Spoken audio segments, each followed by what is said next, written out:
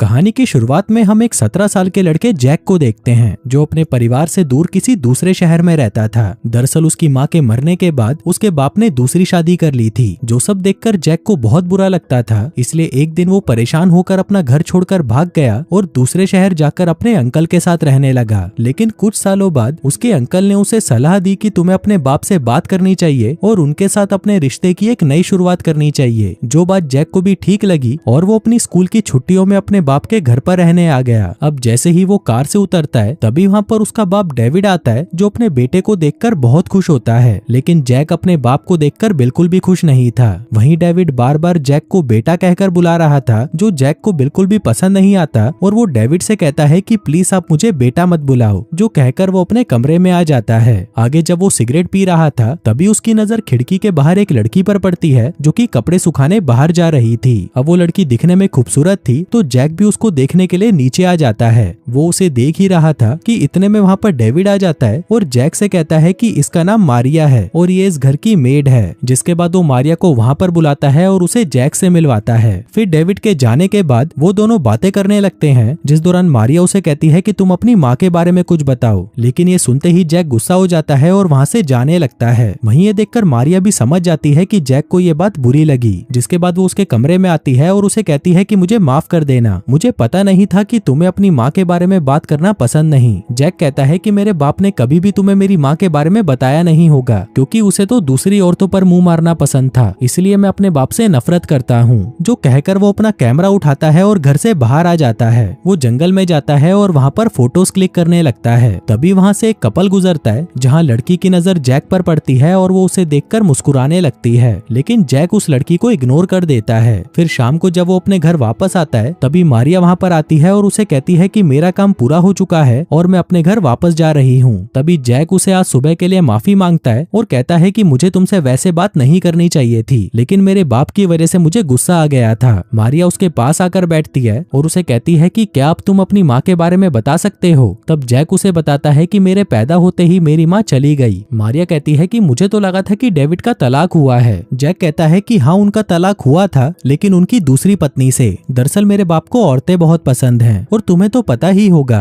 अब ये सुनते ही मारिया को बुरा लग जाता है और वो वहाँ से चली जाती है। फिर अगले दिन जब जैक जंगल में फोटोज खींच रहा था तभी उसके पास वही लड़की आती है जो कल उसे देखकर मुस्कुरा रही थी। वो उसे कहती है कि मेरा नाम बेकी है और मैंने सुना है कि तुम एक प्रोफेशनल फोटोग्राफर हो। जैक उसे कहता है कि तुम्हें क्या चाहिए, मैं तुमसे बात करने में बिल्कुल भी इंटरेस्टेड नहीं हूँ। इसी दौरान वहाँ से मारिया अपनी साइकिल पर जा रही होती है और जैक उसको देखकर बहुत खुश होता है। वहीं ये सब देखकर बेकी चिढ़ जाती है और जैक से पूछती है कि क्या हम कॉफी पर चल सकते हैं, लेकिन जैक उसे मना करके वहाँ से चला जाता है। आगे जब वो अपने घर पर वापस आता है तभी वो मारिया को देखता है जो बाहर बैठकर किताब पढ़ रही थी। तभी मौका देखकर जैक वहाँ पर उसकी फोटोज खींचने लगता है। आगे जब मारिया किचन में जाती है तभी उसके पीछे पीछे जैक भी वहाँ पर आ जाता है। मारिया उसे कहती है कि ये कोई मूवी नहीं है जहाँ एक नौकरानी अपने मालिक के साथ इंटीमेट हो जाती है। मैं तुमको बता दूं कि मेरा एक बॉयफ्रेंड है और मैं उससे बहुत प्यार करती हूँ। अब ये सुनते ही जैक निराश हो जाता है और बाहर आकर बैठ जाता है। तभी मारिया उसके पास आती है और उसे कहती है कि मैं तो बस मजाक कर रही थी। फिर वो उससे पूछती है कि तुम अपने बाप को पसंद क्यों नहीं करते।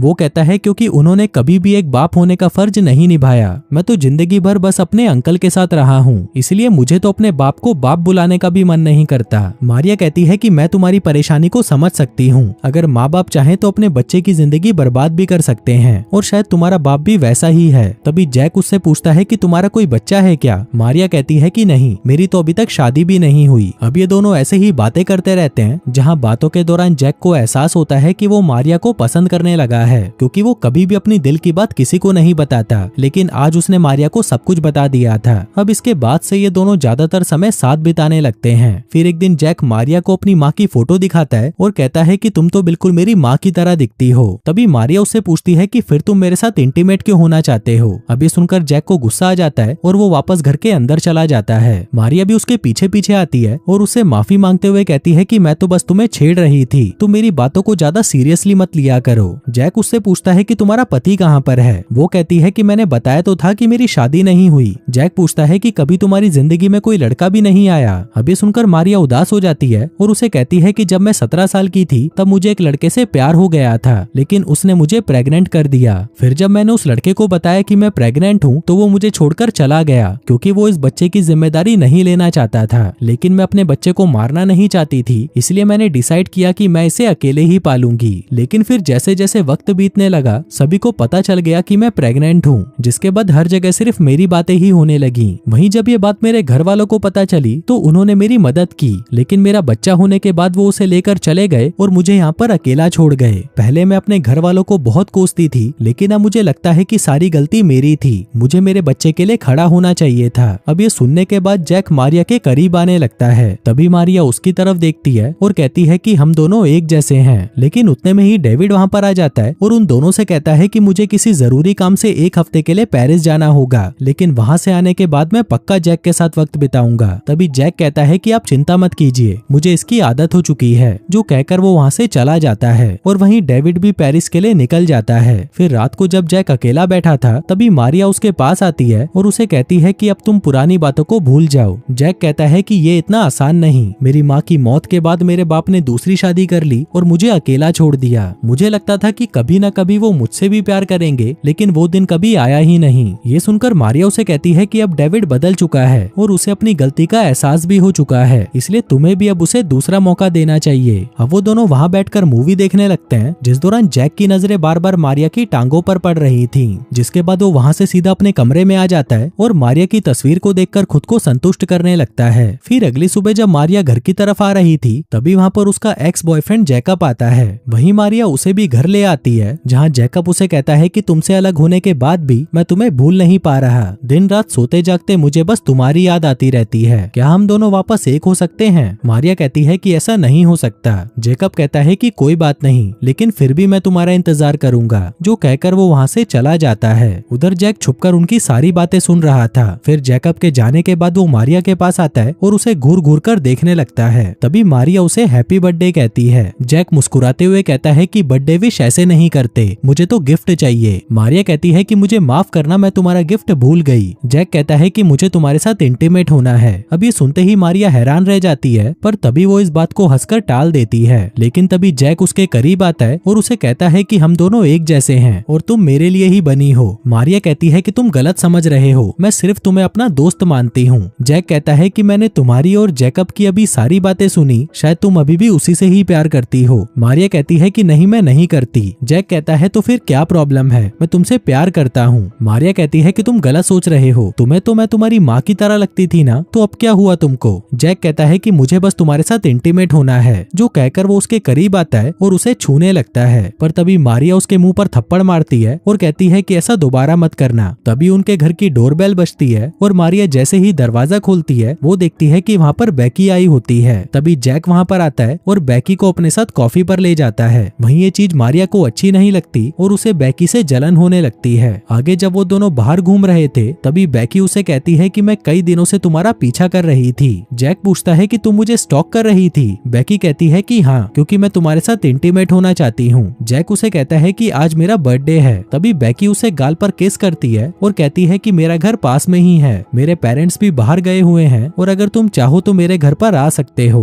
लेकिन जैक उसे मना कर देता है क्योंकि वो सिर्फ मारिया से ही प्यार करता था। आगे जब वो अपने घर पर आता है तो वो देखता है कि मारिया वहाँ पर बैठकर रो रही थी। जैक उसे कहता है कि अगर तुम मुझसे प्यार नहीं करती तो तुम रो क्यों रही हो? अब मारिया के पास इसका कोई जवाब नहीं होता। तभी जैक उसके करीब आता है और उसे कहता है कि मुझे पता है कि तुम भी मुझसे प्यार करती हो। जिसके बाद वो उसे फिर से छूने लगता है। मारिया उसे मना करती है लेकिन वो नहीं रुकता। तभी वो उसे धक्का देकर दूर करती है और बाहर वाले कमरे में जाकर बैठ जाती है। पर तभी जैक वापस उसके पास आ जाता है। मारिया कहती है कि हमारा साथ में कोई फ्यूचर नहीं है, तुम उम्र में मेरे से बहुत छोटे हो और हम दोनों कभी भी एक नहीं हो पाएंगे। जैक कहता है कि मुझे इससे कोई मतलब नहीं, मुझे बस तुम्हारे साथ इंटीमेट होना है। अब क्योंकि मारिया भी उसके साथ इंटीमेट होना चाहती थी इसलिए वो उसे पकड़कर वहीं पर किस करने लगती है। जिसके बाद वो दोनों इंटीमेट हो जाते हैं। आगे इंटीमेट होने के बाद मारिया जैक से कहती है कि तुम्हें अपने बाप से बात करनी चाहिए, ऐसे ही जिंदगी भर तुम उनसे नफरत नहीं कर सकते। अब जैक भी उसकी बात मान जाता है और कहता है कि उनके घर आने पर मैं उनसे बात जरूर करूंगा। आगे मारिया वहाँ से उठकर किचन में चली जाती है और उसके लिए जूस बनाने लगती है। तभी जैक उसके पास आता है और उसके साथ फिर से इंटीमेट होने लगता है। लेकिन इससे पहले कि वो दोनों इंटीमेट होते तभी वहाँ पर डेविड आ जाता है। वो आते ही जैक को बर्थडे विश करता है और उसे कहता है कि मैं तुम्हारे लिए गिफ्ट लेकर आया हूँ। फिर जाने से पहले वो उसे कहता है कि शाम को हम दोनों डिनर पर चलते हैं, वहाँ पर हमें बहुत मजा आएगा। वो मारिया से भी पूछता है है कि तुम भी चलो हमारे साथ, लेकिन वो मना कर देती है क्योंकि वो चाहती थी कि दोनों बाप बेटे साथ में वक्त बिताएं। लेकिन मारिया के मना करते ही जैक भी मना कर देता है और अपने कमरे में चला जाता है।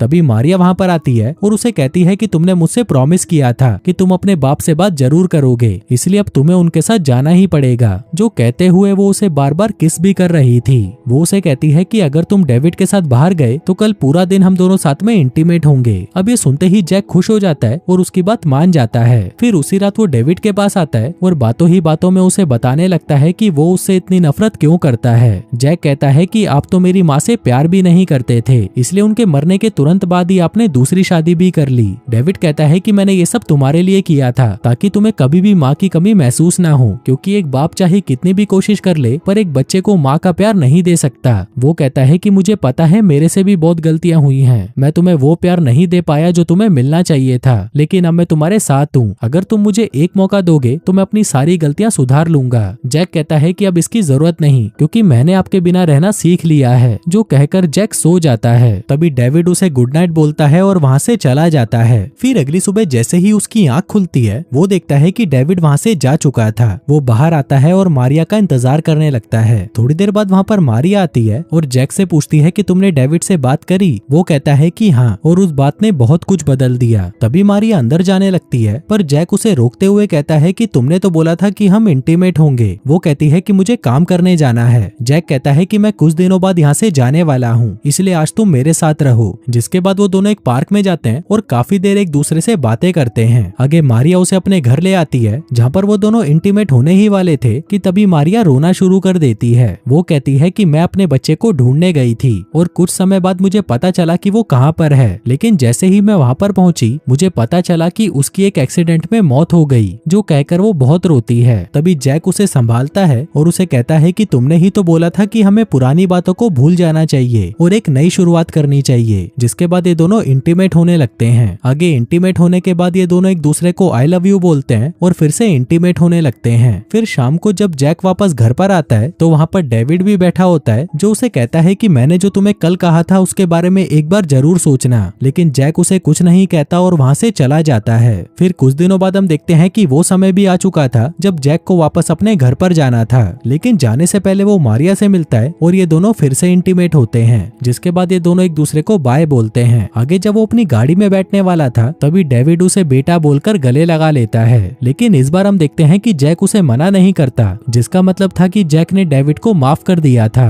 और फिर वो वहाँ से चला जाता है। उधर मारिया वहाँ से अपनी माँ के घर जाती है जहाँ पर उसकी माँ उसे देखकर बहुत रोती है। तभी मारिया उसे गले लगा लेती है और हम देखते हैं कि मारिया ने भी अपनी माँ को माफ कर दिया था। अब ऐसे ही कुछ महीने बीत जाते हैं और हम मारिया को देखते हैं जो कि प्रेग्नेंट है और उसके पेट में जैक का बच्चा है। और दोस्तों इसी के साथ ही ये कहानी यहीं खत्म हो जाती है।